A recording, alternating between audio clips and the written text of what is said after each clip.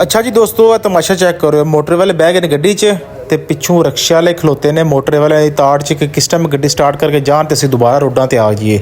ये मोटर वाली गड्डी चली गई है, देख लो।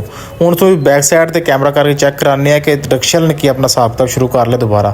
ये शुरू हो गए जे दूसरे ट्रैक है, दूसरे ट्रैक तो रेड़ दें इन्हें तीसरे ट्रैक तो जाके सवारियां लैन वास्ते ना तीसरे ट्रैक तो जाके रोड पूरा माल लैना है। जिकन रक्शे दी रेसां नहीं लगनियां उंज खिला लैन दे।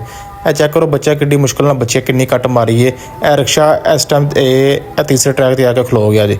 इत्थों हुण सवारियां पिक करे दा मतलब कि इन्हें जीटी रोड भी ना एक अड्डा बनाया होया है। पिछे चेक कर लो, पिछे भी उस तरह दो ट्रैक मल्ले हुए हैं। ये मजीद अगे तुम दिखाने कि त्रै ट्रैक मल लैन दे। तो मोटर वाली गड्डी हूँ ताज़ी मसा गई है ना, अगे तुम दिखाने।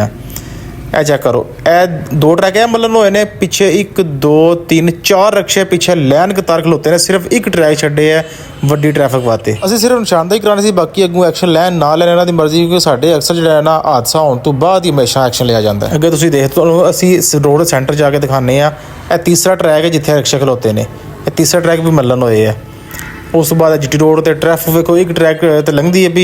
उस ट्रैक विचों सवारियां भी मेन बाजार तो क्रॉस करके अंडरपास नहीं इस्तेमाल करना सी, असीं रोड ही क्रॉस करने ने। सवारियां भी इत्थों ही आ रही ने ते रिक्शा वेखो किंज लैन कतार रेसां खलोते ने, रेसां लगनियां ने। इत्थे दियां बहुत ज़्यादा शिकायतां आ रही सी, तां वास्ते असीं वीडियो बना रहे। सानूं कोई शौक नहीं है, ना ही कोई जाती इख्तलाफ है रिक्शा वालियां नाल। इत्थे दे एक्सीडेंट दे बड़े सबब बनते पे ने, एक्सीडेंट होंदे भी बड़े ने।